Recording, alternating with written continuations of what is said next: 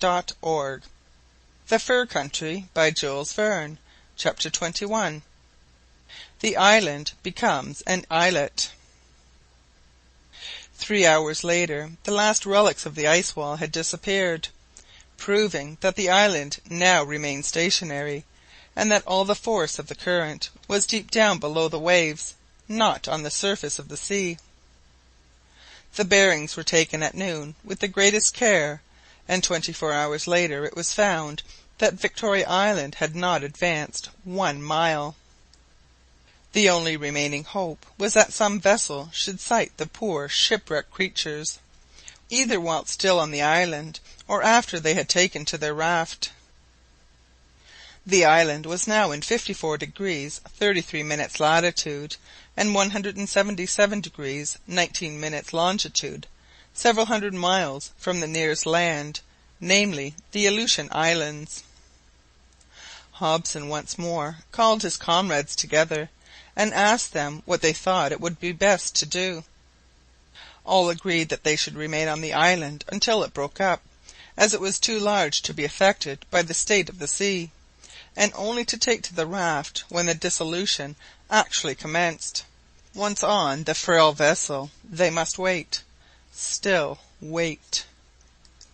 The raft was now finished. Mac Nab had made one large shed or cabin, big enough to hold everyone, and to afford some little shelter from the weather. A mast had been prepared, which could be put up if necessary, and the sails intended for the boat had long been ready.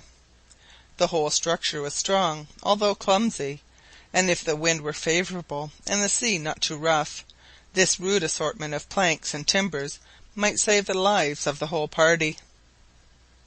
"Nothing," observed Mrs Barnett, "nothing is impossible to him who rules the winds and the waves." Hobson carefully looked over the stores of provisions. The reserves had been much damaged by the avalanche, but there were plenty of animals still on the island, and the abundant shrubs and mosses supplied them with food. A few reindeer and hares were slaughtered by the hunters, and their flesh salted for future needs. The health of the colonists was on the whole good. They had suffered little in the preceding mild winter, and all the mental trials they had gone through had not affected their physical well-being. They were, however, looking forward with something of a shrinking horror to the moment when they should have to abandon their island home, or to speak more correctly, when it abandoned them. It was no wonder that they did not like the thought of floating on the ocean in a rude structure of wood, subject to all the caprices of winds and waves. Even in tolerably fine weather, seas would be shipped, and every one constantly drenched with salt water. Moreover, it must be remembered that the men were none of them sailors, accustomed to navigation, and ready to risk their lives on a few planks, but soldiers, trained for service on land. Their island was fragile, it is true, and rested on a thin crust of ice, but then it was covered with a productive soil. Trees and shrubs flourished upon it. Its huge bulk rendered it insensible to the motion of the waves, and it might have been supposed to be stationary. They had in fact become attached to Victoria Island, on which they had lived nearly 2 years. Every inch of the ground had become familiar to them. They had tilled the soil, and had come safely through so many perils in their wandering home, that in leaving it they felt as if they were parting from an old and sorely tried friend. Hobson fully sympathized with the feeling of his men, and understood their repugnance to embarking on the raft. But then he also knew that the catastrophe could not now be deferred much longer, and ominous symptoms already gave warning of its rapid approach. We will now describe this raft. It was 30 feet square, and its deck rose 2 feet above the water. Its bulwarks would therefore be kept out of the small but not the large waves. In the centre the carpenter had built a regular deck-house, which would hold some 20 people. Round it were large lockers for the provisions and water casks, all firmly fixed to the deck with iron bolts. The mast, 30 feet high, was fastened to the deck-house, and strengthened with stays attached to the corners of the raft. The mast was to have a square sail, which would only be useful when the wind was aft. A sort of rudder was fixed to this rough structure, the fittings of which were necessarily incomplete. Such was the raft constructed by the head carpenter, on which 21 persons were to embark. It was floating peacefully on the little lake, strongly moored to the shore. It was certainly constructed with more care than if it had been put together in haste on a vessel at sea doomed to immediate destruction. It was stronger and better fitted up, but after all it was but a raft. On the 1st June a new incident occurred. Hope, one of the soldiers, went to fetch some water from the lake for culinary purposes, and when Mrs Joliffe tasted it, she found that it was salt. She called Hope, and said she wanted fresh, not salt water. The man replied that he had brought it from the lake as usual, and as he and Mrs Joliffe were disputing about it, the lieutenant happened to come in. Hearing Hope's repeated assertions that he had fetched the water from the lake, he turned pale, and hurried to the lagoon. The waters were quite salt. The bottom of the lake had evidently given way, and the sea had flowed in. The fact quickly became known, and everyone was seized with a terrible dread. "No more fresh water!" exclaimed all the poor creatures together. Lake Barnett had in fact disappeared, as Paulina River had done before. Lieutenant Hobson hastened to reassure his comrades about drinkable water. "There will be plenty of ice, my friends," he said.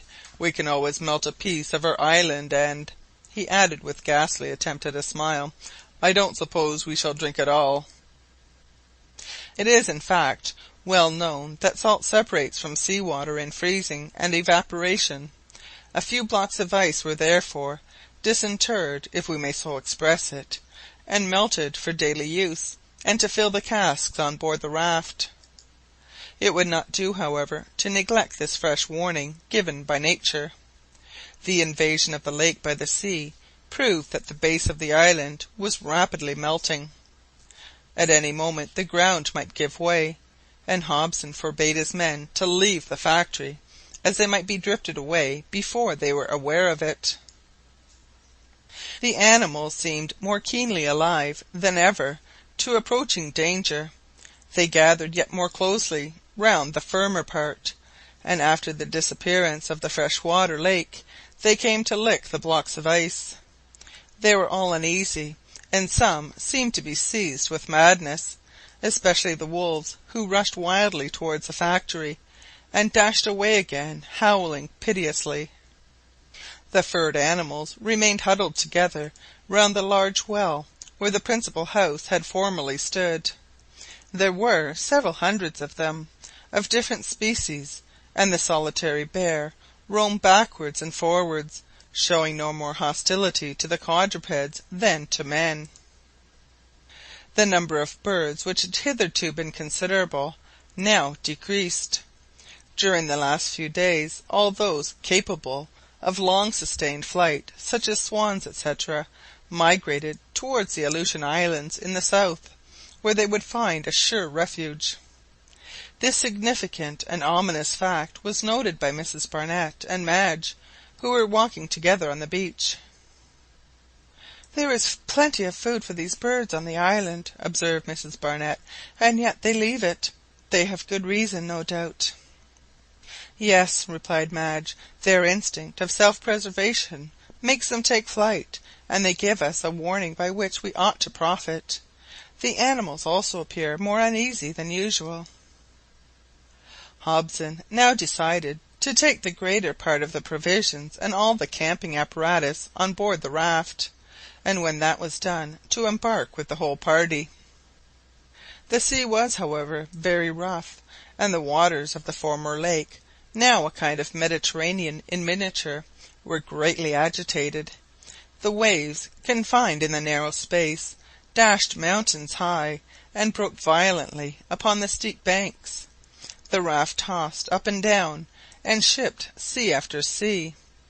The embarkation of provisions, etc., had to be put off.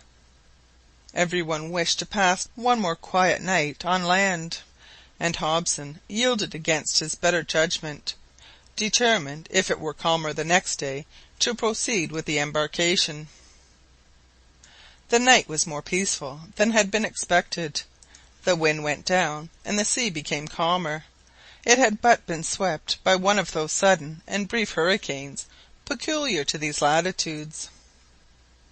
At 8 o'clock in the evening the tumult ceased, and a slight surface agitation of the waters of the lake and sea alone remained. It was some slight comfort that the island would not now be broken up suddenly, as it must have done had the storm continued. Its dissolution was, of course, still close at hand, but would not, it was hoped, be sudden and abrupt. The storm was succeeded by a slight fog, which seemed likely to thicken during the night. It came from the north, and owing to the changed position of the island, would probably cover the greater part of it. Before going to bed, Hobson went down and examined the moorings of the raft, which were fastened to some strong birch trees. To make security doubly sure, he tightened them, and the worst that could now happen would be that the raft would drift out onto the lagoon, which was not large enough to be lost upon it. Chapter 21.